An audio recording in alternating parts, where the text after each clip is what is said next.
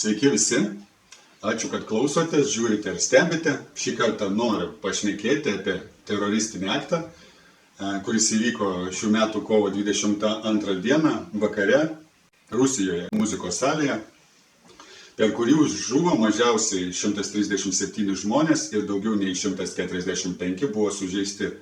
Užuojauta žmonėms, kurie susiję su šiuo įvykiu, nieko nėra šlykščiau, kaip agresija prieš beginklius nekaltus žmonės.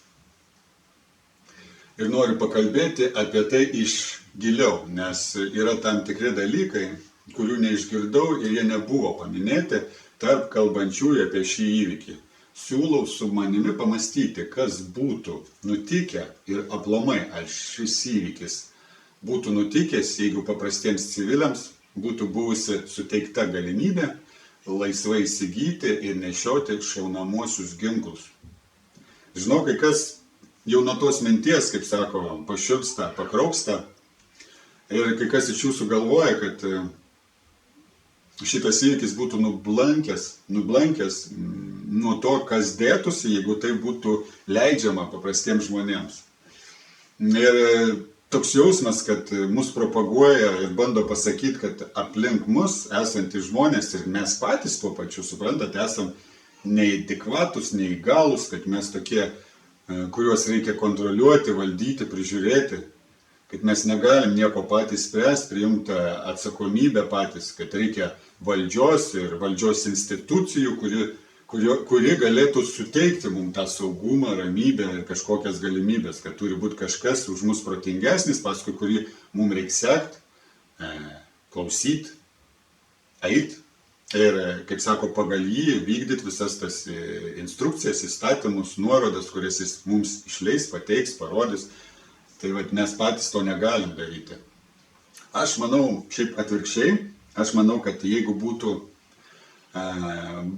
žmonės turėję ginklus, tie psichopatai paprasčiausiai būtų negalėję taip pasielgti, nes žmogus mirties akivaizdoje ar matydamas, kai jo artimieji žūna, arba būdamas sužeistas, paprasčiausiai būtų panaudojęs šaunamąjį ginklą ir neutralizavęs. Kažkuriam tikrai būtų pasisekę, buvo daug labai žmonių, o ten tik keli tik teroristai.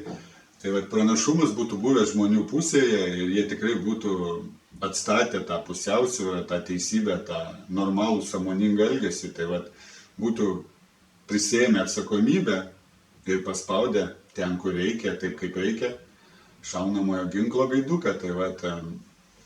Ir tam, kad čia aš neblefuoju ar fantazuoju, einam logiškai realiai prie realių faktų, pavyzdžių ir statistikos, kurią žadu apačioj pasidalinti po šiuo įrašu. Turim dvi šalis, kuriuose, palyginus su kitomis šalimis, geros sąlygos paprastiems civiliams įsigyti ir turėti šaunamuosius ginklus, tai Šveicarija ir Jungtinės Amerikos valstijos. Su Šveicarija šiek tiek painiau ir kitaip, negu mums įprasta paprastai galvoti. Ten, lyginant su tuo pavyzdžiu, kaip aš dabar pasiūliau, bet mums teigiama viena, o pasirodo yra visiškai kitaip. Kaip pavyzdį, pavyzdžiui, Jungtinėse Amerikos valstijose, toje bent jau statistikoje, kurią pasidalinsiu, rodoma, kad nuo 1993 metų iki 2014 metų kylant kiekiui privačių asmenų įsigyjančių šaunamuosius ginklus iki net 56% daugiau negu prieš tai, tuo pačiu ir pastebėtas aiškus proporcingas mažėjimas žmogžudysčių su šaunamaisiais ginklais. Nors atrodo turėtų būti atvirkščiai. Ir tas mažėjimas labai akivaizdus, net iki 49% sumažėjimas dėl šaunamųjų ginklų. Ir aš, kaip sakau, aš manau, kad kai žmogus turi šaunamųjų ginklų, mes turim ir galim turėti juos, paprasčiausiai tie psichopatai, jie paprasčiausiai, jei nori, jie vis tiek įsigys tą ginklą, tik paprasčiausiai jiems sumažėja sąlygos įgyvendinti savo išsigimusias svajonės, išsigimusius norus, sumažėja sąlygos išsivemti, kaip sako, ant paprastų nekaltų žmonių savo problemas. tokiu būdu. Ir ruošiantis šiai temai ir skaitant, domintis, pastebėjau, kas liečia Šveicariją, ginklai tai jų ilgametė šalies ir tautos tradicija, kuri, kas įdomu, jau senokai yra bandoma suvaržyti ES.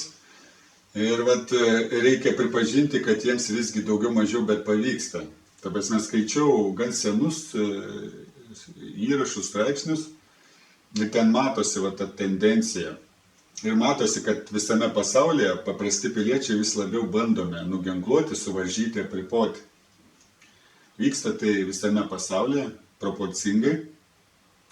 Ir toks jausmas stengiamas įrodyti, kad paprastas žmogus yra neįgalus ir jį reikia prižiūrėti, valdyti ir jokių būdų jam negalima nešti jokios atsakomybės. Klausimas, tai kaip žmogus taps atsakingas, pareigingas, sąžiningas ir visuomeniškas, jeigu visos šios savybės gali atsirasti tik per praktiką ir protą. Tai jis yra skatinamas nešti atsakomybę ir tuo pačiu metu turi būti duodama jam atsakomybė. Kaip jis pabus iš to vergo sapno, jeigu vergas neneša jokios atsakomybės ir yra infantilus. Ir viso pasaulio valstybės prisideda prie to, kad jis išliktų toks. Ir šioje vietoje Lietuva nėra kažkokia kitokia ar išimtis, realiai. Ji nėra kažkokia išimtis kaip Šveicarija ar Jungtinės Amerikos valstybės. Nebent toj vietoje pastebiu išimti, ta prasme, apie tai užsiminama ir kalbama. Tai kai reikia prastumti tam tikrą įstatymą, kaip pavyzdys, kuris pastoviai prastumeinėjimas ir lygtais jau bus prastumtas, tai naktinių taikiklių tas legalizavimas. O visur kitur su Lietuva lygiai tas pats. Ir nebūčiau aš, jeigu, kaip sako, nepašnekėčiau iš psichologinės pusės apie tai. Esmė kokia, žmogaus smegenys vystosi ir tobulėja, kai žmogus tam tikrose situacijose susiduria su kliūtimis, kurias išspręsti jam reikia pasukti galvą ir pamastyti logiškai. Ir jis, kad papultų į tokias situacijas, jam reikia užkrauti sąlygas, kurios priverstų nešti atsakomybę. Tai yra verstų mąstyti, galvoti ir spręsti. Arba reikia sukurti sąlygas, kuriuose pats žmogus norėtų mąstyti, spręsti, galvoti. Tai yra norėtų nešti atsakomybę. Jeigu to nevyksta, žmogus vystosi labai lėtai ir iki žilos senatvės gali taip ir nesulaukti sąmoningos žmogiškos psichikos brandos ir taip ir likti žemesniuose vystymosi etapuose. Tai kur mes einam? Kur mus veda ir ar to mums reikia ir tikrai mes to norim. Kviečiu dalintis komentarais, pamastyti apie tai. Todėl kviečiu prie to pačio jungtis prie tautos valdžios judėjimo, kuris skirtas žmonėms, kurie nori spręsti patys ir nebijo nešti atsakomybę už tai. Ir nebijo, nes nėra ir nenori būti vergais.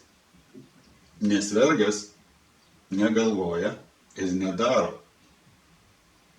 Jis tik paklūsta ir tik tarnauja. Atsisveikinant, noriu palinkėti gerų ateinančių šventų Velykų ir šiaip abstrakčiai kitų religijų žmonėm ir aplamai visiems mums, kurie netiki ir tiki, visiems žmonėm noriu palinkėti, kaip sako, atiduoti tam tikrą pagarbą tokiu būdu atgimimui, nes nieko nėra amžinesnio kaip kaita ir kintamumas, kurio, kaip sako, sudedamoji viena iš pagrindinių dalių ir yra atgimimas. Ačiū, kad žiūrėjote, dalinkite šiuo įrašu ir iki kitų kartų.